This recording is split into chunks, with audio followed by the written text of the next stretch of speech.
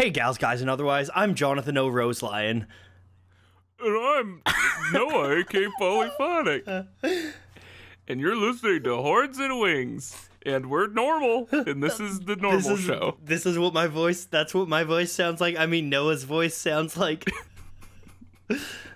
Noah's, or John. Shit. Okay, I really lost the thread here. Hey.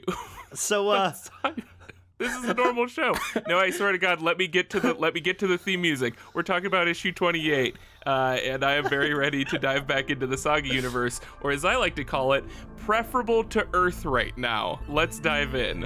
Hold for theme music. Here we go.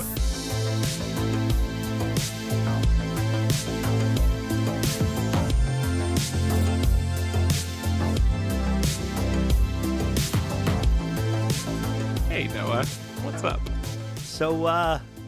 So things are a little different than the last time we recorded. I think. Sorry, what? What happened? Well, you see, I finally got HBO. That's what happened. Okay. Yeah, no, everything sucks and is bad, and so. Oh, I forgot about that. Yeah. You know, we thought we'd return and make. And, you know, get your mind off things with this really positive book where only good things happen. Oh, yes, only good things happen. Yeah. So if you're listening to this in the future, this is our first podcast recorded during the apocalypse. It is currently the great pandemic of 2020. And also, as a... Noah, please, Noah. The Chinese virus is clearly how it will be remembered to time. Nothing wrong with that. Just facts, Noah. As a cherry on top of that, today Bernie Sanders officially dropped out. Hey, good news everywhere.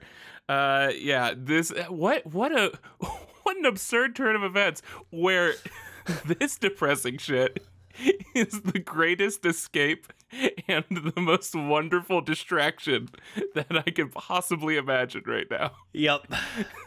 Yay, more people I love can die right before my eyes on the safety of a comic book page. It's fantastic. Just a quick explanation for why we were gone for a month. I know there's like 6 of you that have missed us. It's Odd Amy. It's Hat Eating Cthulhu Goat. I know. It's Cat Eating. What was it? Cat Eating Cthulhu joke. Is the official name. There's CJ. There's CJK. Spider emoji. Christmas tree emoji. Right. Yep. Exclamation point. Yeah. Like exclamation point. Yeah. Give it out to SPTV. Okay, we're gonna have to name everyone. There's more than 6, but there's also pretty much 6. Yeah. Sorry if we missed you. But yeah, John's got some explaining to do. A real Ricky Ricardo situation here. For all the youngsters out there. Yeah, so I came down with... So immediately, because I took all this very seriously right from the start, was super paranoid about all of it, started self-isolating pretty much like at the beginning of March because I had the means to, and I already do that daily, and was super safe about it. But Haley had a scheduled trip with family, again, right towards the beginning of March, and happened to go to Disney World, and came back. She was fine. I ended up not being so fine a few days later. I had pretty minor symptoms that were all flu-like, except flu usually doesn't cause shortness of breath or pneumonia, but I got all those. But I was like point whatever degrees away from qualifying for a test for COVID-19, so I didn't get one. But then I got bad pneumonia. I ended up having to go to the ER. They had to help me out with my breathing. And because of I have slight asthma, and I get lung infections like every 6 or 8 months or so. And so that pneumonia really knocked me on my ass for like 3 weeks. My lungs already hurt from talking for 5 minutes. So Noah's going to be doing a good amount of... This is going to be a real Fard radio hour. Yeah, I was about to say. Yeah, but we took it easy. I didn't put any extra stress on my lungs, and it's been a good going on 4 weeks now since I first had symptoms, and I am just now feeling like a human person. So, hey, wash your hands, stay inside. Don't give this thing to other people, even if you are healthy. By the way, Haley, no symptoms. Huh. Come on, dude. How convenient. So she's going to take over on the show for me. Honestly, it would be better. Ow. Especially with those in-depth, very fast-paced scene descriptions. That's what I'm gonna have to do now because my lungs suck. Yeah, no, it was a little scary, but I got through thanks entirely to the strength given to me via Noah's text messages that were near 2 times a week. So we bi-weekly. Nope. Let me see. I'm just gonna read some of these great texts I sent you. Oh boy, yeah, we're right back into that good old content. Here's one that says, "How goes quarantine life?" Here's one. Also, this is just cool news. Here's one that says, where was it? It said, "Holy fuck, Ryan Johnson saw your video." Oh yeah, that was nice. That was a cool thing that happened. That's what cured my pneumonia, actually. So if you're sick at home listening to this, make a video that takes you 4 or 5 months to edit, and then keep retweeting it over and over again. The tweet that happens to have him tagged in it, so that he will eventually watch it. And then you're good. And then it cures you of all ills because he's a cool dude. Noah. Yeah, John. This is just to give everyone a heads up. I am going to keep this. There's the biggest thing that affected my symptoms sincerely was stress. Like it in terms of like nausea and just being able to get enough rest, and stress wrecks your immune system. We're avoiding stress, at least real world stress. Get all that good comic book stress in there. Fill your life with comic book stress. But we are going to, from this point on, I am shutting that big metal bunker door. Nope, that's very evocative of a pandemic. I'm gently closing the saloon door to the outside world and all of its problems, and we are going to immerse ourselves in the wonderful world of murder and war. Beautiful. Together. And let's begin that immersion by looking at this beautiful cover. Yes. So this is 28, and what are we seeing here, Noah? So we're seeing a classic Fiona Staples like solid color background. It's a nice pink magenta. Mm-hmm. Like, yeah, and in front we see Alana flying after a falling baby Hazel in front of an abstract shape that kind of feels like I'm guessing it's like a giant icicle from the ice planet. Yeah. That's or maybe we're looking at the because it seems like falling motion here. Maybe we're looking at the sort of ice part that they've been landed on. That's sort of like an ice bridge. Yeah. Who knows? But it's scary. It's a very just like I don't know, in my mind, this is a very archetypal Saga cover. The pink background, the beautiful character focus. There's a lot of action in it, a lot of movement that I really like. Yeah. The thing that really sticks out to me, which again, bringing back that thing I've brought up a million times of Saga never goes for the obvious thing and just like goes that extra step to remove it, to make it a little more original, but still get that same effect.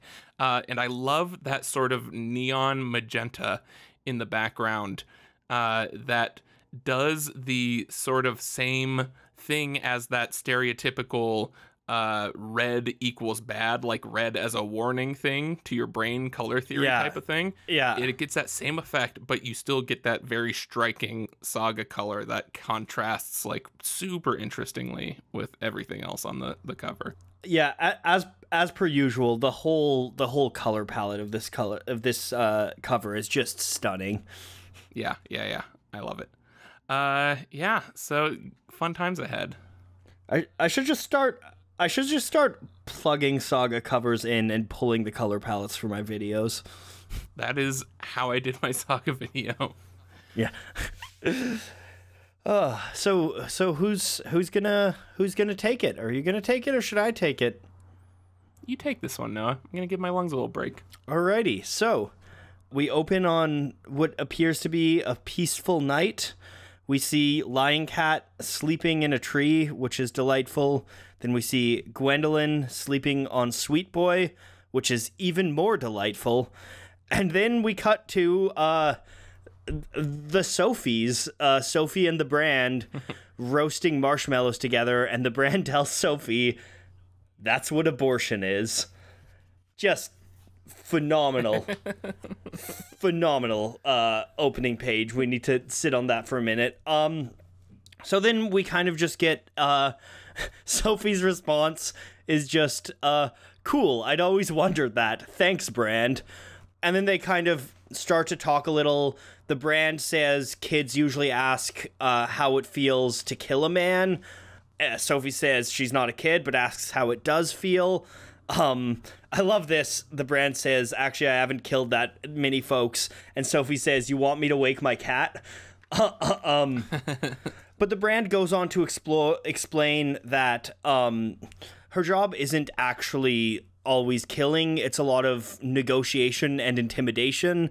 And that the Will's approach, where he just kills everything he can, is actually kind of not necessarily the norm for freelancers, which I think is really interesting, because, and maybe it's just because the Will is our only window, but I'd always kind of assumed that it was.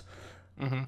And then they kind of continue their conversations, talking about the nature of freelancing, talking about how the Brand doesn't really is hoping that Sophie doesn't really get into freelancing or things like that. And then, if you'll recall from last issue, which I recall nothing because we recorded that episode years ago, Halvor appears. Halvor is a spider stock person with a bunch of guns, all of which have laser scopes, and he appears and points them all at Sophie and Sophie. And then we get some transitional Hazel narration. It doesn't matter who started it or what it's really about. War usually ends up sucking for most women. Right? Happy, cheerful opening scene. I love it. I love Saga bonding scenes so much. Also, we get a little like camping in space thing. Yeah, which is yeah. one of my favorite things. Yeah, I will add this to another list of cozy Saga places. We should make a Tumblr called Cozy Saga Places. Saga Wave aesthetics. Exactly. I probably should make a Saga Wave video, shouldn't I? Please do. Yeah, no, this is a couple things that I'm interested in. One that I just noticed. Do you see like the sort of golden streaks along the mountain in the background of that third panel? Oh yeah, yeah, I do now. I'm wondering if that's like. Okay, here are my two theories. One, it's like some kind of residual shatter from the world being cut in half. Yeah. And it's like stuff from the crust bubbling up or something. Two, it's just more of that dragon piss, baby. Just a lot of dragon piss. Waterfalls, rivers of dragon piss. Rivers of dragon piss, which is my song recommendation for this week's podcast. Yeah. No, that is cool, and also I don't understand it, and also I just wanted to point out also that we're starting again with the 3-panel, nearly equally sized panels. Yeah. That we have done for every issue this arc. It is so weird. Literally, in all my read-throughs, I never noticed the consistency in openings of each arc of Saga. Yeah, me neither. And I am interested to see if that is a constant throughout every arc. We're this deep, I would imagine it is a constant. But here's the thing: is that that's what I would have said about the like opening splash pages, and then suddenly that's not a constant anymore. So it's just like Saga is totally like that's the one consistent thing about Saga is that it's totally inconsistent. That's true. Like it breaks all of its own rules in addition to everyone else's rules. But yeah, I like it. Also, they're all bleed images, I think. Yeah. Which is a rarity for Saga. Usually there's those white gutters around the images. So it's the same size as a splash, but it's 3 panels. Interesting stuff, Noah. You want to talk interesting stuff? Here's some really interesting nuance. Character building through how good they are at roasting marshmallows. Yes. Yeah, I was thinking about that. When people talk about show don't tell, that's the kind of stuff that they're talking about. So Sophie, younger Sophie, if I say Sophie, I mean Sophie. If I say the brand, I mean the brand. Right. But like she's this young, kind of tenacious, impetuous girl, and she is Sophie or the brand? Sophie. The brand? I don't know. Is on second. Third base. Let's go. Go ahead. But you see her burning her marshmallow, and then beside her the brand, who, and you can tell this about the brand even by the way she dresses, is this very kind of like calm, cool, collected professional that you've seen in all of this. And the brand cooks a marshmallow that looks incredibly perfect and utterly delicious. Like that nice, just a light brown coating around it, not even remotely burnt, which is perfect because she's talking about not resorting to brute force every time, and pretty much how she has a more controlled approach to her job. And to get that type of marshmallow, you need to be a much more patient and controlled person, because you gotta go a bit further back from the flames and keep that consistent turn going. It's a cool detail. Absolutely. Yeah, I think it's just a little subtle piece of storytelling that does a lot of work. Noah, John, I hope you're ready for some groundbreaking shit. Oh right God. Here. Oh God. Because I am about to. Is this another theory? Give my first. No, this is groundbreaking, Noah. I'm about to give my first criticism of Saga. That's a lie. that is close to a truth. This is my first, like, this is the, as far as I know, the first time I've seen something in this book and say to myself, oh, I would have done this slightly differently. And this is the first time that it's even occurred to me. There are things where it's just like, I know you've shat on Brian K. Vaughan a lot, even though you know he is a listener of this show. I've always kept the relationship clean, professional, amicable, you might say. But this is just a tip for Brian next time. Next time he brings back someone of the spider race, we get the shot of Sophie and Sophie talking. Are you saying we should get spider abs? Is that what you're gonna say? That is not it. This is a sincere, stupid ass nitpick. Okay. That I just think would have been a fun moment that we were slightly deprived of. So we get Sophie and Sophie talking, and then we get a reverse shot that's sort of out of nowhere, the reveal of Halvor, and then we get the reverse shot again of both Sophies, and they have the red laser sights aimed at their faces. I would have loved if mid-conversation they had the laser sights. They had multiple red laser sights on them, and you think, oh, they're surrounded by multiple snipers or whatever. And then the reveal of, no, it's a guy with 1,000,000 guns because he has 1,000,000 arms. I think that could have been a really fun reveal. And you know what? I'm just saying, I could write Saga better. That's all I'm saying. All right. You know, it's nothing big, but just give me give me a crack at the bat. Is that a phrase? Put you in that writer's room. That writer's room being Brian K. Vaughan's office. Yeah. All right, I'll take that criticism. I think that would have been fun. That would have been fun. Anything else on this scene? You know what? Someone else take that. Someone else use that now. That's a good idea. Wait, shit, I'm gonna use that. Hey, no one else fucking do this. Brian, are you listening? I know you're listening. Don't you fucking dare, Brian. Copyright. Next scene. Are you satisfied with this scene, Noah? Yeah, no, I'm satisfied. I already asked if you wanted to move to the next scene. So when you said next scene... it would be a really good moment, Noah. It would have been a really good moment if they had done that.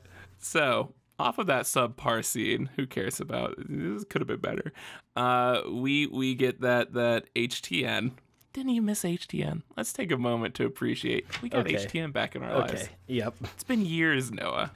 It doesn't matter who started it or what it's really about. War usually ends up sucking most for women. And then we get a shot of Hazel strapped to unconscious Alana with a belt as they are being carried away from the rocket ship tree by the last revolution? Yep. And Dango. We get the continued narration. Even when they're not fighting the battles, even when we're not fighting the battles ourselves, we somehow always end up with a lion's share of the suffering. Then she adds, no picnic for the guys, of course, but still. And we get a conversation, a little character building between, I believe, Lexus is the superhero-looking girl. Yep. And Surge, who's the guy in the metal. He's got the flame coming out of where a head should be, and he's in a big metal suit of armor. No, I think full metal alchemist. I think he is a big metal suit of armor. Well, we get probably the only amount of character building and explanation for that when Lexus, when they're debating whether or not it's cool to involve children in what they're doing. And Lexus points out that she was a kid when the wings killed her folks. And she says, hell, how old were you guys when the horns stuffed you into that tin can? We're just playing by the rules they invented. No, that's true. And then Surge responds, we suppose, as in they are a sort of hive mind collection of, I don't know, fiery wisps that have been bound to this armor. Again, Full Metal Alchemist style. I love it. But yeah, we get Lexus talking about how the season finale of the circuit was stupid as shit. Even in the Saga world. Because they didn't have their star. She had to be written off. Oh, I guess all of them died, huh? I guess a heads up. Most of them died. Yes. So, you know what? Good on them for keeping the show going.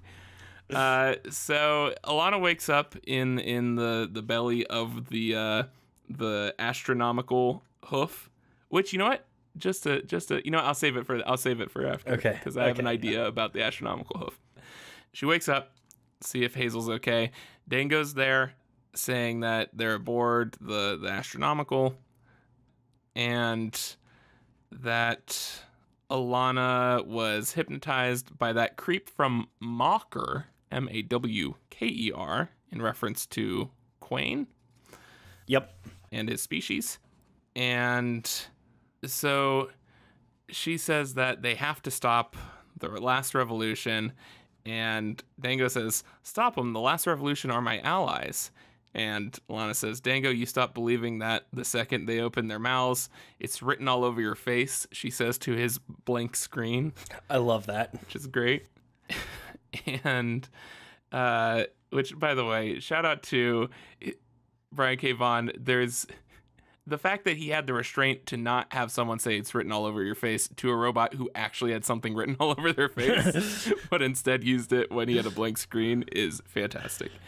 So he says that, I can't stop them even if I wanted to right now. Alana points out that the snake guy's powers don't work on him. So if he takes out the snake, her and Clara can take out the other guys.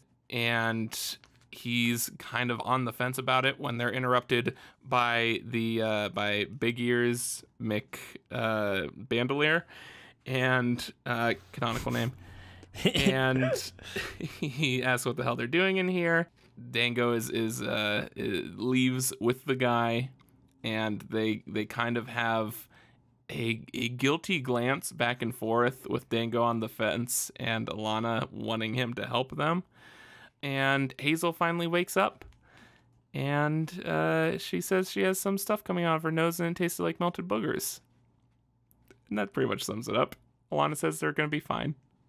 We're all fine. We're all fine, Noah. We're all fine. No, we're all gonna be fine. There's some really good acting by Alana in this scene. Yeah. Especially when they leave, she just looks like completely like kind of crestfallen. Mm-hmm. Yeah. It's very pleading eyes. I think it's really interesting how already you're seeing a bit of Stockholm syndrome, if you will. But I mean, I think it's also pointed. But Alana is like actively trying to empathize with Dango and trying to reason with him, which I think is a and maybe this is just me reading into it too much, but I think that's something that Alana has probably learned from Marco, because Alana doesn't seem to be the type to solve problems through negotiation. Right. Yeah, she's becoming protective, which is nice. Yeah. And that is a very good evolution after she was very self-destructive last arc. So it's good to see her use some restraint, some brains. Yeah. Oh, astronomical. Okay, I'm putting my my flag in the snow here now. All right, here comes get out your tinfoil, ladies and gents, and those who are what rhymes with gents. Gwents. Gents. Dollars ladies, and cents. No, I got it. Ladies, gents, and those hated by pence.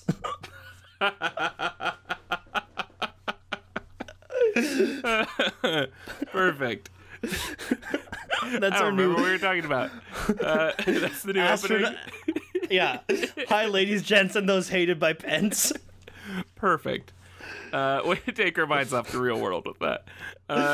No. Let's hear your tinfoil hat astromech theory. Okay, so here, one thing that I noticed when we were talking about it before was the assumption that it's a big horse, that is a big spaceship horse, because it's a hoof. So I'm putting out three options here, because okay. I think we will eventually see an astronomical, and I think it's going to be one of those great Saga moments of course it makes perfect sense, but I didn't see it coming because I thought the obvious thing instead of the cool thing. So I'm going to say it is either a centaur, yep, or a minotaur, or one of, as we've established, a whole species of Pegasuses. Oh my god. They're not called Pegasuses. And even if they were Pegasuses, the plural is Pegasi. Why would you wait, hold on. Why would you do that to a name if it's a proper noun? I don't know if you say Pegasi. Well, if you're gonna break the rules and not use it as a proper noun, you should at least conjugate it properly. Side, Noah. Pick a side. I'm using it. It's multiple winged, of the same winged Pegasus. Horses. It's winged horses. So I think it's a Pegasus. I'm thinking it's one of the Pegasuses. Winged horses. That is my theory. That's my theory. I'm sticking to it. Okay. My guess would be a winged horse. I thought it was probably a winged horse, and it would make sense too, because you could kind of have like thrusters on the wings too. Yeah, like jet propulsion. Yeah, Voltron style, and like rockets and shit. Yeah. Yeah. But I want to see them get a little more. There's, I mean, even with like the Cobra people and stuff, there's some, I'd say vaguely Greek mythology-esque inspirations here. It'd be cool to see. I think there's not enough Minotaur representation in common pop culture. Common pop culture? That's all pop culture. Hey, Noah. Hey, what John. else? Hey, Noah. What else we got to talk about here? I think I'm good to move on to the next scene. I think this is a very, it's I don't know. It's a scene that does work. It moves the plot forward, but I don't think there's. I was just gonna say I thought of one or two things. Another thing that might have hooves. I have a homework assignment for people at home because I tried to crack this one. Sometimes I see these proper nouns and I'm like, there's something behind this. I want to know what it is. Mocker, Mawker, in reference to the Cobra planet. So I was like, here, I'm gonna do some digging, see if there's some inspiration behind this. And what I came up with was Nothing. one. Well, here it is. It's flimsy. And I know I'm the first person to say if my theories are flimsy. I'm always cards on the table about this.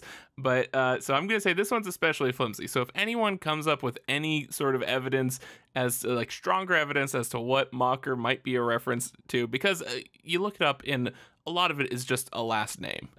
But the two interesting things that came up for me, if you look it up, it'll send you to a Google Maps of a place. Apparently there's a place in India, or at least on Google Maps there is.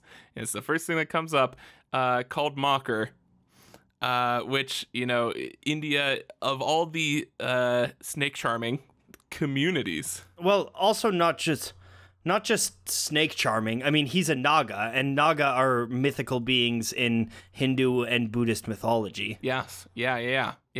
So that, I mean, there's a lot of Cobra symbolism that is tied to India.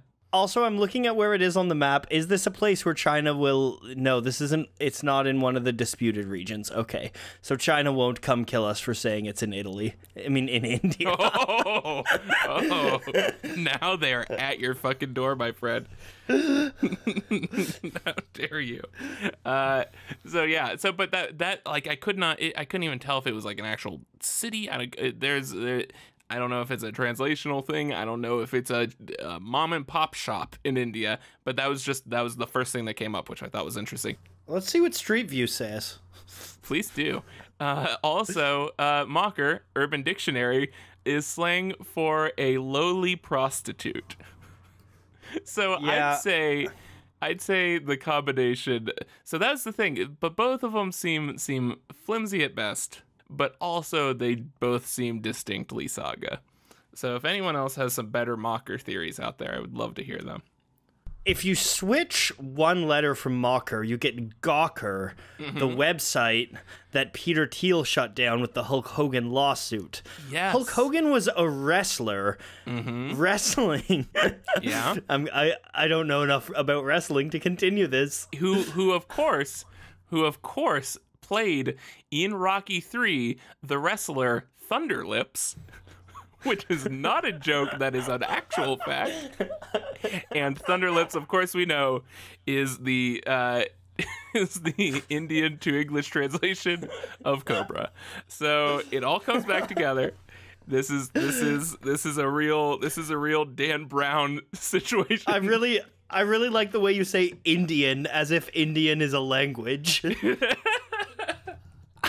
No, sorry, I meant Italian. That's my fault. Mamma mia. Oh, you said there wasn't much to talk about with this scene. All right. Also, should we move on? Really quick. This is me saying something we need to talk about in the future. Not right now, but I just want to know, there's a lot of reference to them saying, like, oh, they're not really here to help you, the last revolution. What are they actually trying to do? That's my question, because that's not abundantly clear to me. They're just trying to use violence they're trying to end the war through extremist violent means. But how does that not coincide with Dango? I guess it's the fact that they're willing to use anyone and not just target, but he already knew that. What I take it to mean is, like, they're not really here to, like, help Dango personally. They don't care about Dango and his cause, because Dango's cause isn't actually ending the war. Dango Right. Dango is fighting for he wants the workers on the robot planet to seize the means of production. Right. Which it's a very interesting dynamic also with Dango going on right now because he's worried for the princeling. Yeah. Which makes sense because he lost a son and suddenly he's taking care of this baby boy. Oh, that's very true. And him knowing, so him seemingly like, growing that attachment to the princeling, and then them, willing to do anything and hurt anyone to get their way. I can see why that would also make him a little nervous. Alrighty. Can you tell that we're a little rusty? This makes sense. It all adds up. Once you get to the Italian translation. Should we move on to the next scene? Let's do it. All right. So, exterior, space. The dragon skull ship flies towards the camera. I'm adding some really fucking cool Star Wars music to this. Pew pew pew. No, you're adding you're adding The Planets by Gustav Holst because there's royalty-free things of that. There we go. All right, go ahead. What was the last part? The dragon skull ship. I wanted to do the pew pew pew again, but that's pew pew pew pew pew. Ooh, one more shot in there. Do you like my sound effects? It's them drifting through space. How annoying is their existence on this ship? Tokyo drift. We're just going from point A to point B. Just constant lightsaber sounds. All right, go ahead. But yeah, there's kind of these cool, like, I don't even know what they are in the background. Stars, balls of energy. Those are the dying stars because they're getting close to the Oh yeah. Yeah. So we get some THN. There it is again. Take a drink. HDN. Take another drink. HDN. Yep. We should invent the Horns and Wings drinking game and play an episode where we drink it in real time. Oh God. Let's do it. Regardless of sex, everyone loses something in a war, but the first casualty is always the truth. We get that on the last page, and then the start of this scene. Mom once told me she coined that phrase, but now that I think about it, that was probably a lie. So then we cut to inside the Dragon Skull ship. Yuma is crying, and we see Goose kind of like happily coming in saying they've reached the system where they think Friendo is. But then he notices Yuma. Yuma is sad. She's crawling into bed. She says, "I'm a strung out, backstabbing, useless old cunt." Rough, Yuma. Don't say that, Yuma. And Goose tries to encourage her, says, "You make the ship smell nice with your flowers and whatnot." To which Yuma says, "You're sweet, which is why you wouldn't understand." And Goose looks at the camera and says, "Goose has been a lot of things in his day, but sweet is not one of those things." And then Yuma, like all of us, is like, wait, are we about to get a Goose backstory flashback? And Goose says, "I've done plenty of stuff I'm none too proud of, but it's like Mr. Heist always said, a fella is more than his worst 3 days. We've all made mistakes, but at least you're doing the best to fix them." And they're kind of starting this conversation, and then we get a crackoom and a shout of battle stations, and we cut to the cockpit where Prince Robot is yelling, "All hands battle stations," and Marco says, "What battle stations? Does this thing even have weapons?" And then we pan out and get a, 2/3 splash of a giant spaceship has appeared next to the Dragon Skull ship. And the Prince Robot says that it's one of his ships, and it is royal guards asking him to surrender. Robot says that the call to the doctor to help stabilize Marco on his overdose, the doctor must have tracked them. Then we cut inside, and we see the royal guards who have, like, How would you describe their heads? These monitors, they're like old computer screens, like 70s, 80s, that nice green computer screen. Yeah, exactly. They look like you could like play Pong on them. So they're a bit higher up on that 1 or 2 tone color palette. Yeah, exactly. Old Game Boy Pocket style. And they say that they need to surrender, or else Prince Robot will be stripped of all titles and sentenced to death for treason against his kingdom. And Prince Robot says they must be bluffing and gets his portal face, but then a shot rattles the ship, and we end on Marco yelling, "Battle stations. Shit's heating up. Shit's heating up." I have actually a fantastic theory. Oh my god. Okay. No, but I do take a drink. But first, I do want to brainstorm a bit with you. We see it, later in the book, but what is this ship design? Yeah, like it is bonkers. It looks like a cross between.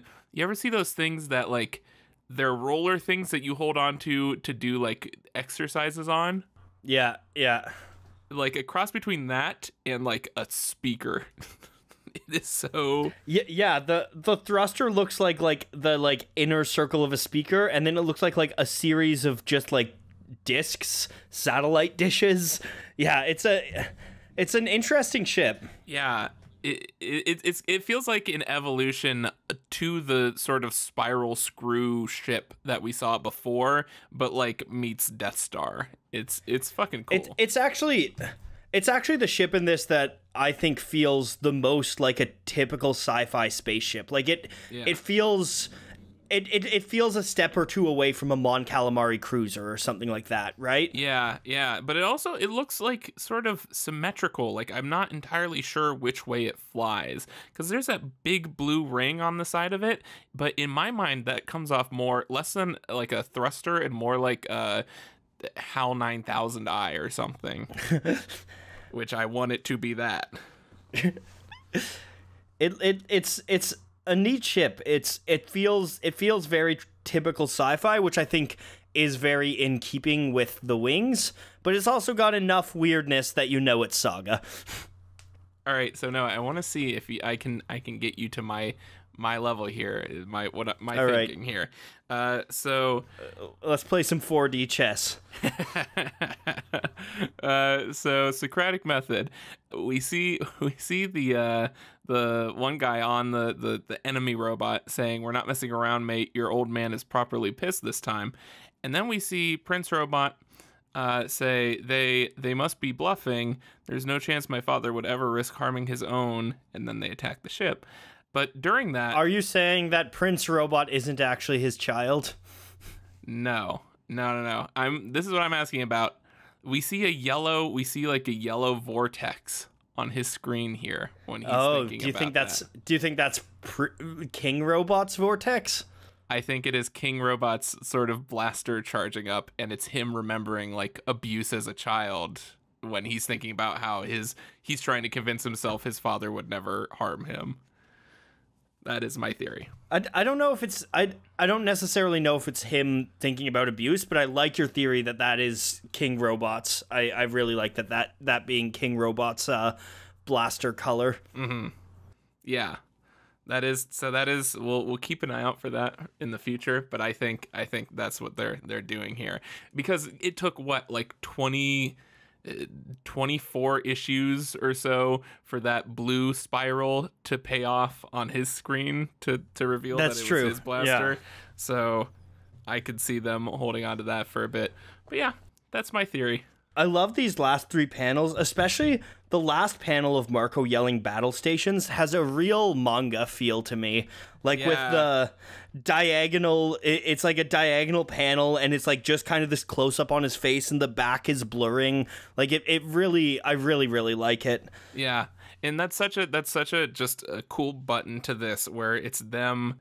You know what? It reminds me of the Avengers scene in the first Avengers movie, where Cap and Iron Man are arguing, and Cap is telling Iron Man, like, put on the suit. We'll go a few rounds.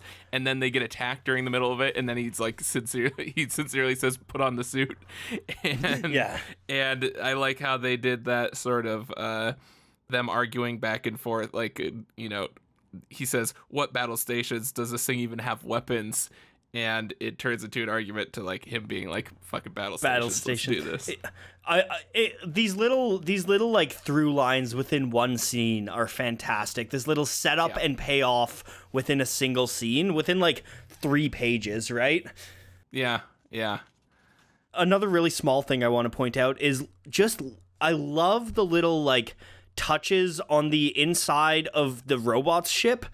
Like you can see there's these little flourishes on the console. It's it's very like high class and regal, which I think is just like a little detail that speaks to world building. Yeah, I like it. It's very Avenue 5. There's something for you to watch on HBO. Oh, I watched the first episode or 2.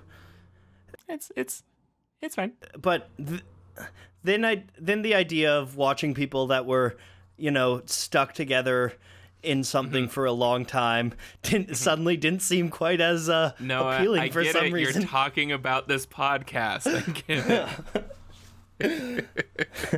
And nothing else. No, this is a cool scene. This is fun. And also we get more setup of whatever the fuck Goose's dark past is in the shit he's seen. I love this Goose. Oh, also little detail. The first time they're hit, Goose is just like knocked flying. You see his little butt, and he's just like he's just like sent flying back. It's so hilarious and cartoonish. Like playing popcorn on a trampoline. Yeah, exactly. Good shit. Goose. Literally the only thing bringing me joy in life right now is Goose. Let me see. Oh yeah, and then also to add on to that Goose thing, I love her listing these things that are wrong with her, and then him saying, "You're not useless," out of her calling herself strung out, backstabbing, and useless and old. And I like him accidentally insulting her, trying to make her feel better. I like that he says, "You're not useless," and the one thing that he says is, "You make the ship smell nice." He gets it. He knows what's important. All right, should we go to the next scene? Things are really heating up. Almost as much as the core of Demimonde, which is our opening panel in this next scene. Can you put in some rave horns there? Nope. And we're back to Demimonde. We get some. What's this guy's name again? Halvor. Air horn. That's his name. Yeah. We get him saying that he's been following them since he saw the ship land, and it's her idiot brother's ship, and he says, "Where is the dullard anyway?" And then Lil Sophie says, "You shut your ugly mouth about him," which is very brave towards a person aiming like 10 guns at them. And the brand explains that he's indisposed at present, and they're looking for something that might be able to help him out. And Halvor isn't cool with this. Help him. What about what you owe my family? And then he's cut off by Gwendolyn, who's right behind him, saying, "Drop the light show, chief, or I lance you like a boil." And she's got the lance up to his head. And we find the brand introduces Gwendolyn and Halvor, establishing what I think we already knew or could intuit, that this is the brother of the Stalk, whose name was Henriette. I love it. Or maybe Henriette? Henriette? That's on how French we want to go with this. Or how Quebecois. No, I'm gonna hit the brakes on that one. That's I don't think I can do that. I don't think that's culturally sensitive. Let's get back. Who gives a fuck? That's culturally sensitive. But anyway, we find out, he's angry. He's angry at the Will for not killing the blue blood fuck. God, that's a tongue twister. The blue blood fuck that took her life, which is why he brought her this. And he pulls some kind of weird organ-looking heart sack thing, and he says it's an eardrum from the same beast as my sister's old skull ship, the one that her murderer had the gall to steal. So, hold on. How do I want to summarize all this? Welcome to the Fard Radio Hour. Please do. Oh, so he explains that the reason he's giving it to them is because the child, as in Sophie, is from Fang, and she can listen to objects, which I forgot about. But that was a major thing of them finding the rocket ship tree back in the day. Good old natural abilities being used as a plot device by Brian K. Vaughan. Yes, but she points out, and this is another thing that I forgot about, that her hearing, quote unquote hearing, isn't so good anymore, and that was after the vacuum of space nearly murdered her. Yeah, so that I guess adds up. So the Bran explains, that's great and all, but we kind of need to cure the brother first before they can go get revenge, and. Then, just a normal Saga line we get from Gwendolyn, which is, no, but I know someone who's about to get his ass kicked if he doesn't tell us how to get our hands on some giant lizard jizz. Giant lizard jizz is actually my band name.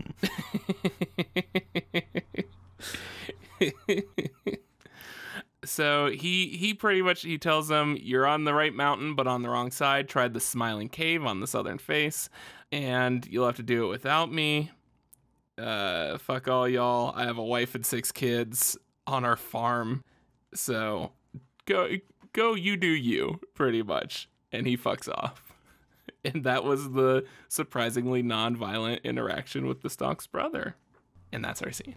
So I did some research, because you'll notice that Halvor actually has these things coming out of his neck.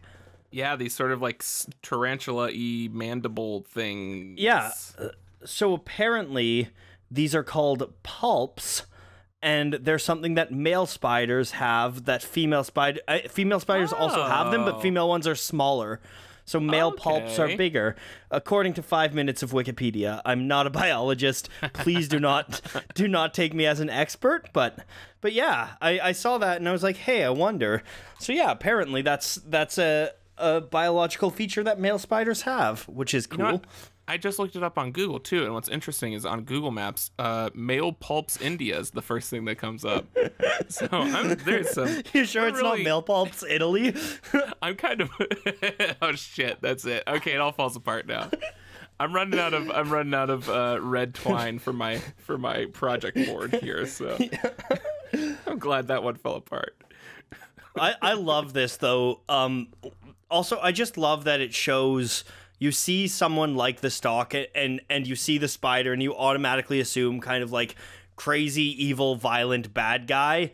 And so you see Halvor and you assume, oh, fuck, they're in trouble. But then it's just like, no, he's just like a dude who just wants the best for his family and is like not a crazy, violent killer. Mm-hmm. Yeah, and why would you get that impression from the guy holding 7 guns? I don't get it. Hey, man, if you've got 7 arms. Yeah, no, it's. I hope we see him again. He's a pretty cool dude. Yeah, I like his hair. He's very anime. I think it's really interesting, just introducing him. He serves a good plot function, which is to point them to the right place in Demimonde, but you also could have just had them find that, but then he also delivers them this eardrum, which presumably will be useful in the future. And he basically exists to further their plot, but they flesh him out enough as a character that he builds the world, he builds character more, and he's not just kind of like an old man in a cave who gives you a sword, right? Right, yeah. And also it's a nice way to have some acknowledgement of like, man, it is weird that like, because this could have just been a random planet they go to with no connection and no real fleshing out of backstory, but I like that they chose to make this like where the stalk is from. And again, I am just amazed at how much story service the stalk gets every single volume of this book, this dead person. That like it's very satisfying. I like it. Compare to when Star Wars had a cool character design, Boba Fett. Compare the story treatment to Saga's cool character design, right? Like they I will say they both died in a very bullshit way though. But don't even get me started, because I don't really want to talk about it at all, and I don't really have anything else to say, so I have zero desire to talk about Star Wars on this podcast, because someone might catch a sniff of it, and then we'll get the Star Wars fandom in our comments talking about how Saga is not an objectively good comic. You know what? Here's a good strategy though. Do that so that a certain popular streamer treats your one joke in your video as a sincere argument, and then signal boosts it so that it gets double the views it had before. Ooh, 'cause that is the best, it turns out, and I love it. And for anyone who doesn't know what we're talking about, I don't care. You should not know. I'm not going to dignify this person with a name. Yeah. We are doing you such a favor. There are ridiculous people out there. Hey, Noah, anything else in this scene? Okay, so if you look at the alignment of the night sky... Yeah. Way ahead of you. No, I got nothing. I'm not even good at improvising batshit insane conspiracy theories.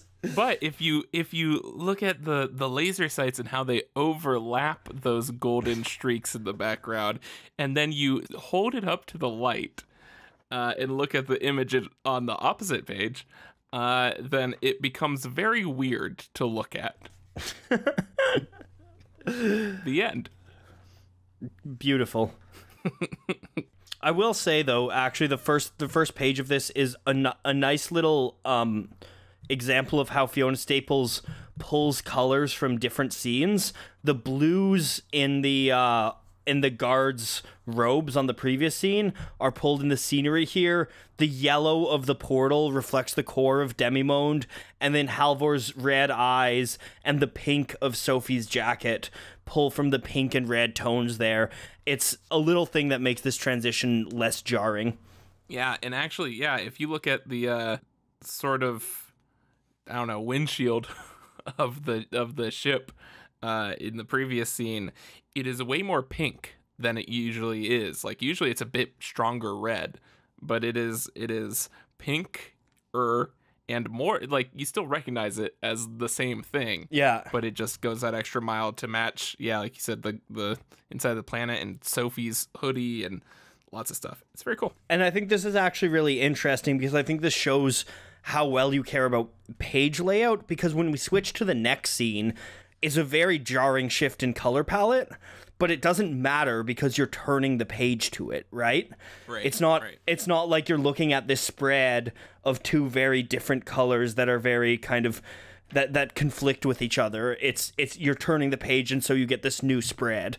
Yeah, and we still get, like, it's still not too jarring because we're going from, like, sort of muted night tones to, like, muted gray ship tones. Yeah, yeah.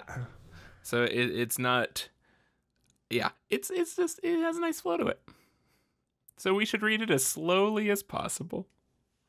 All right, so we open up with Hazel poking Clara's face and saying, "Good morning, Granny. We are visiting our new neighbor's house, but mostly just this room." And So they begin to talk, and then Quain comes in speaking in blue and says he hopes he pronounced it correctly, and then starts to kind of go on this politicky spiel. And Clara says, "Are you here to put us to sleep again?" And then he goes on an even more politicky spiel about how the prison industrial complexes of Wreath and Landfall contain countless former members of the last revolution. And he says that he's cut a deal to trade Hazel for 1,000 political prisoners, which really shows a lot that these governments are willing to give up 1,000 violent terrorists for a child. And then Alana, like, kind of gets angry, says don't touch her, but I forget her name, the Upshur and Doff species. Do we know her name? Yes, we do. And I'm going to just cut into this very quickly to point out two things about her that I'm pissed off we didn't point out before. Her name's Julep. Yep. And she's mint colored. Oh. So how did we not notice that before? Yep. And also, she's a fish lady and she's wearing fishnets. So. Oh my God. It's so good. Yeah. So there's a million so great good. things. But her name's Julep, and she's mint, and she has some fishnets. All right. So Julep captures, grabs Alana and like holds on her back. So Alana is struggling against Julep, and Dango grabs Clara, and Clara says that they're delusional if they think either of the worlds will make this deal, and Quain says that they've already made this deal.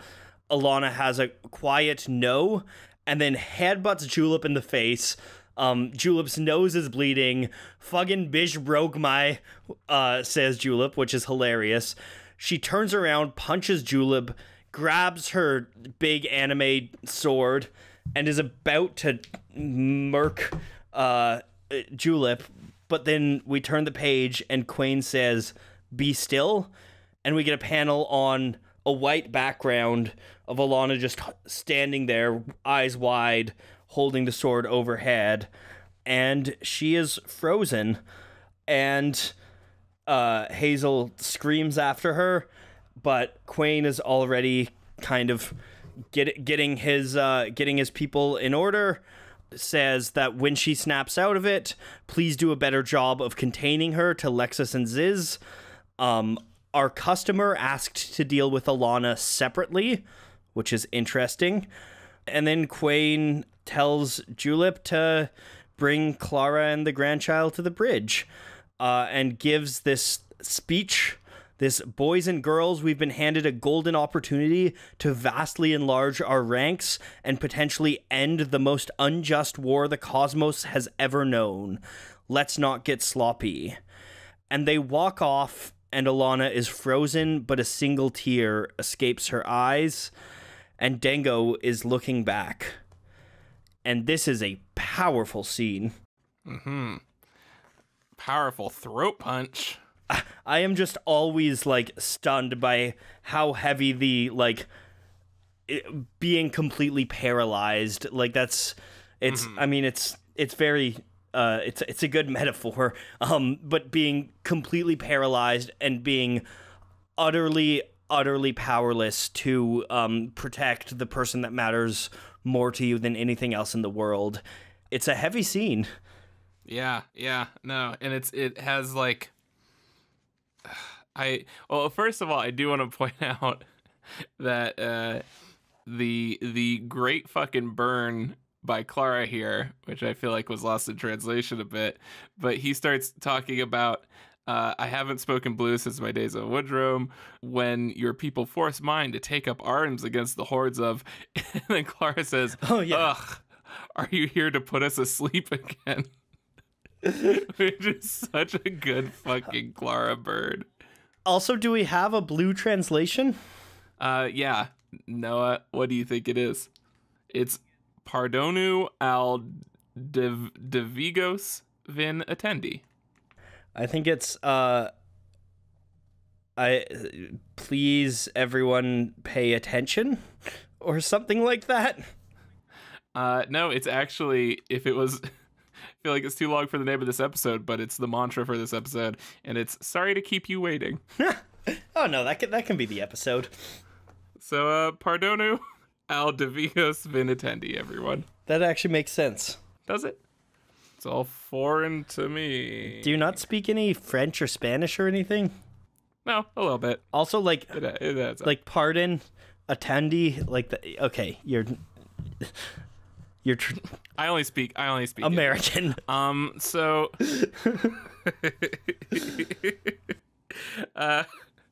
so also I really like this guy as a bad guy. Yeah. Like there is something so, like we talked about before with him moving to hug Dango in an earlier issue, but there's a part where his tail, almost Jungle Book, is sort of surrounding Hazel as he looks very he almost like he's giving like a nice, I don't know, just like a non-threatening face to her. I like the juxtaposition of him doing something that on paper is non-threatening, but just seeing it in action is terrifying because he's a giant snake monster. But he has this real like charisma to him in how he's drawn and his motions.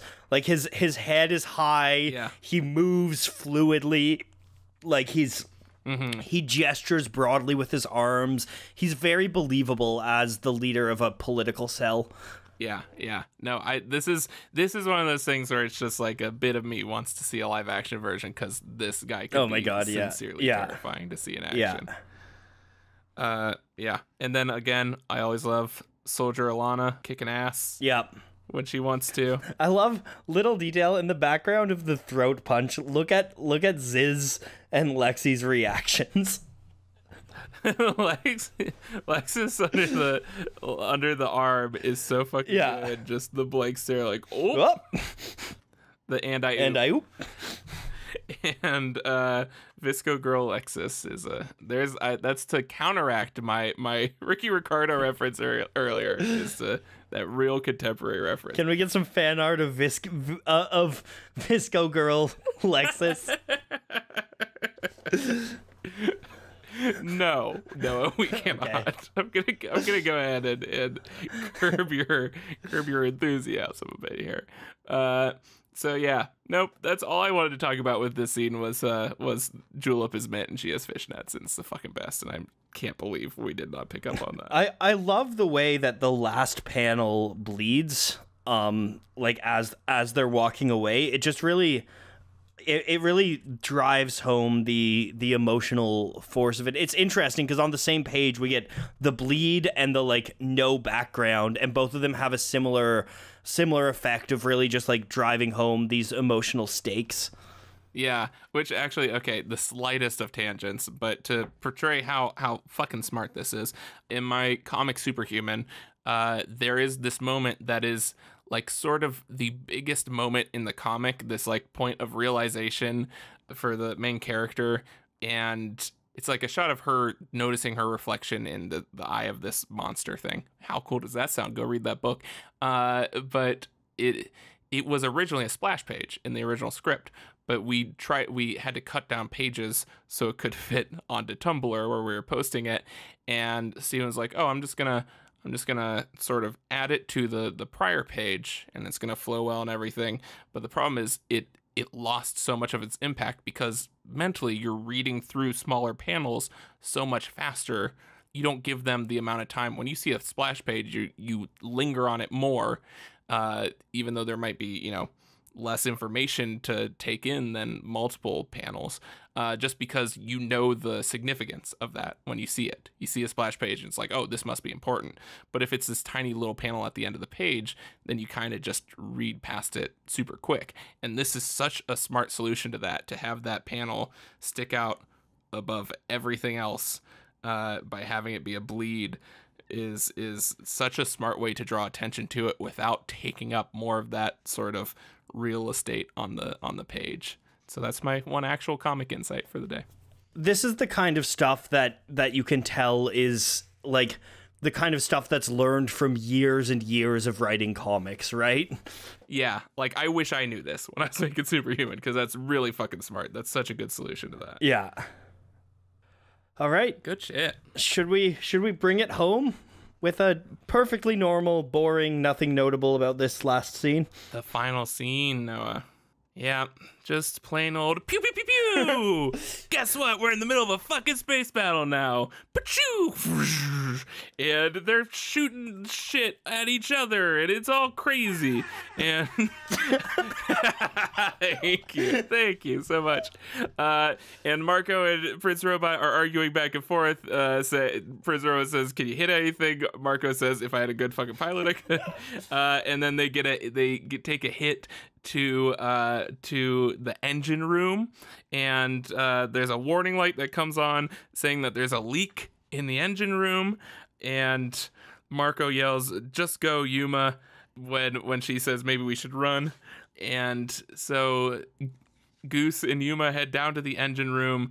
Goose realizes there's a leak and someone's gonna have to go into the engine room, but it is the temperature of a small sun in there.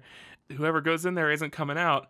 And so Goose, very terrified, starts sort of turning the valve lock on the door, the hatch, saying, he's ready to die. Just tell everyone he had a real nice time on the trip. And then as he's giving his big speech, Yuma hits him over the head with a fire extinguisher.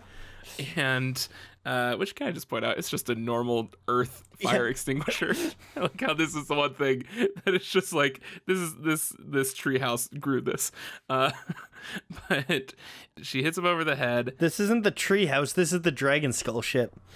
Oh shit, you're right. Yeah, so it makes sense that they have a regulation fire extinguisher in the skull. I love it.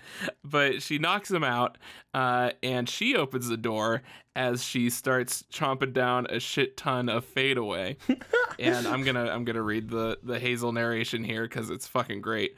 The last thing Yuma ever wanted was to be a soldier. She always thought it was way too easy to convince young people to forfeit their lives playing heroes.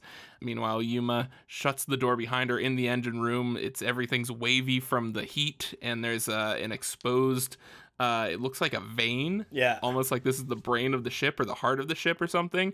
And it looks like magma is pouring out of this cut in this vein.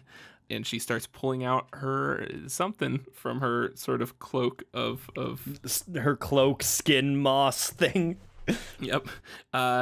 The narration continues. After her childhood sweetheart was killed in combat, a grieving Yuma eventually declared herself a sensualist. Amidst a galaxy of misery, the artist dedicated her life to chasing pleasure, avoiding pain, and helping others do the same. Meanwhile, she has pulled out her magic paintbrush, and she is painting the opening in the vein shut. Which is a fucking cool use of this thing that I didn't even think about.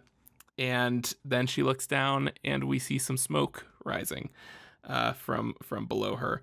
The narration continues. Yeah, she wasn't always perfect, but who the hell is? So here's to another victim of this goddamn war, a woman who at least managed to die exactly as she lived. And then we pull back. Such a good page turn. Yuma has engulfed in flames, and then we get the page turn for our final splash. And it is her, almost Buddha-like, with a content look on her face, also engulfed in flames. And to remind you of the narration, at least she'd managed to die exactly as she lived. And then in those gooey fade away fuck yes letters, we get high as fuck. And that is our fucking amazing, iconic, one of the most iconic final splashes in this whole series. I want to do a shout out here too. If you love that as much as you should, you can actually go to the Saga store and buy a high as fuck t-shirt. Yes. And good. And just generally, actually, I don't think we've shouted it out. There's a lot of really cool, really fun Saga merch. This is not us being paid to plug this. But oh yeah, no. But we here, disclaimer though, we would like to be paid to plug this though. If anyone out there has the ability to pay us for the thing we're already doing, fucking by all means, please. Exactly. But yeah, high as fuck. She died as she lived. Yep. And this is we were talking about it before we started recording. Probably the one like just badass, satisfying death of a beloved character in this whole series, which is, you know, essentially kind of the same death as Bar. Like, she's accomplishing the same task, but it's just fucking, it's fucking punk rock. Yeah, man. it's metal. It's very needed in the middle of this. Yes. So yeah, this is such a good little cap to Yuma's story, and that acknowledgement of like, yeah, she wasn't fucking great, but she did her best. Just tried to avoid pain after having felt pain, and she didn't want to buy into this bullshit war. Yep. And she wasn't perfect, but no one is. We should all try to be more like Yuma and be high as fuck. On life. High on life. But remember. And alcohol and THC. Remember. And life. Remember, get that shit DoorDash to you. Do not leave the apartment for your good shit. Also, how much more fucking depressing would this have been if it was Goose that sacrificed himself? Oh my god. I don't even want to think about Goose that. engulfed in flames? No, how dare you. But I do love, you just can't get any better than Goose being willing to sacrifice himself for this. Goose just gets better every issue.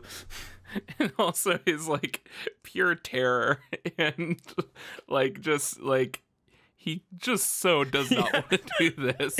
But he's willing to. He's stepping up to the plate. Yeah, he's the best. Oh, I love him. It's a great space battle, too. Well, just lasers everywhere. Oh, yeah. It kind of looks like, I can't tell for sure, it might just be the design of it, but it kind of looks like the ship is spinning, too. Oh, yeah. I think it's like doing evasive maneuvers. I think it's like turning to a curve. Yeah. What is this weird ass shake weight of a ship? Yeah. I love it.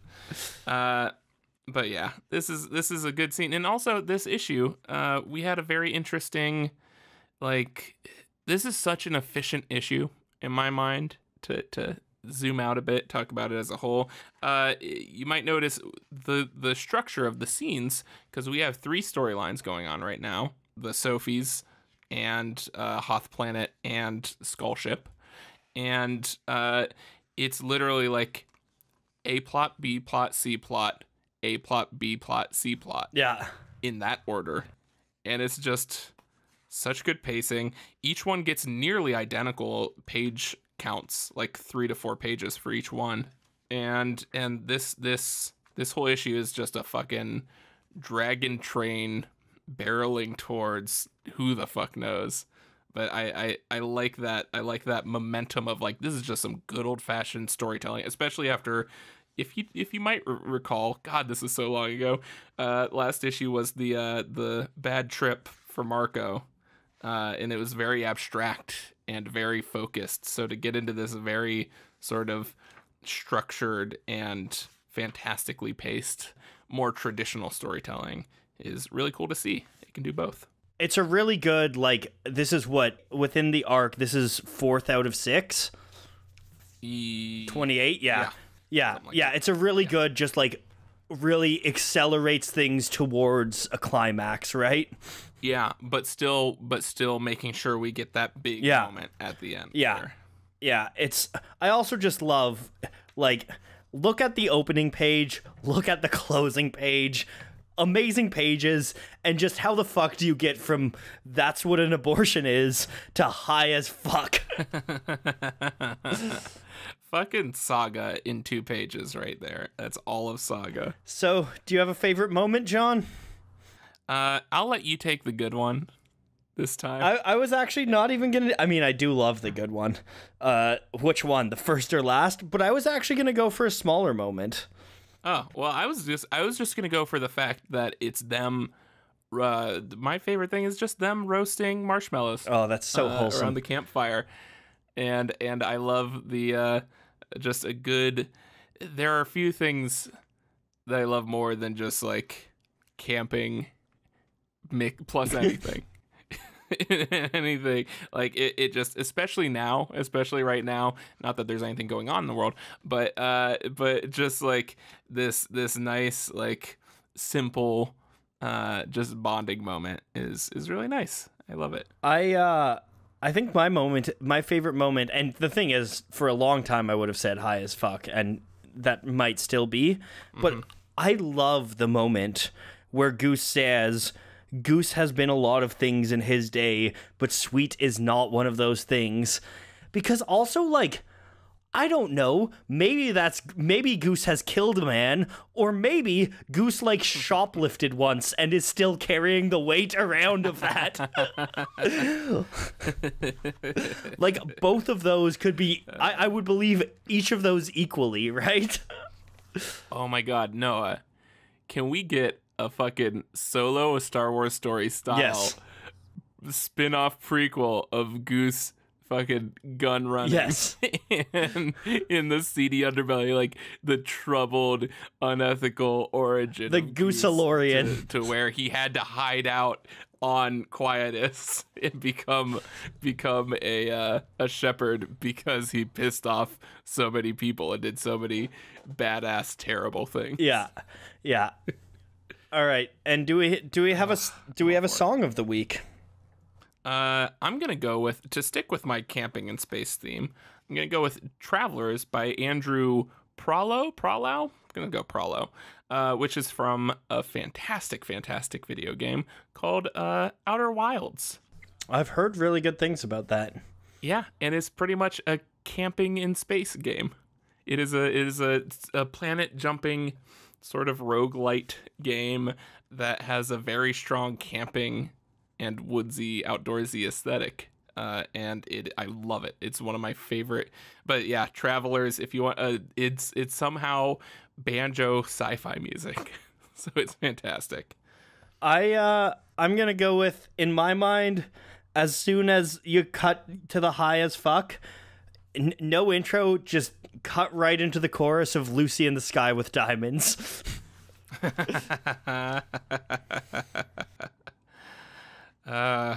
Yuma in the space with flames killing her. Well, with Fade Away, which is Yuma in the fire with Fade Away, which is actually an acronym for Fade Away. So that works out. What are the odds? All right. Speaking of music, you got some sweet music for us? No, I don't think so. Okay. Oh yeah, that's how this podcast works. This music.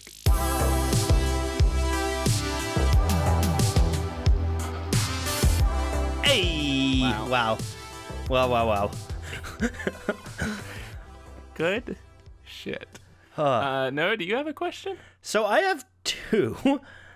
One is Saga related, but one is also just more importantly. Actually, I'll do that one after we've done both of our questions. My question is Yuma's death, positive heroic death.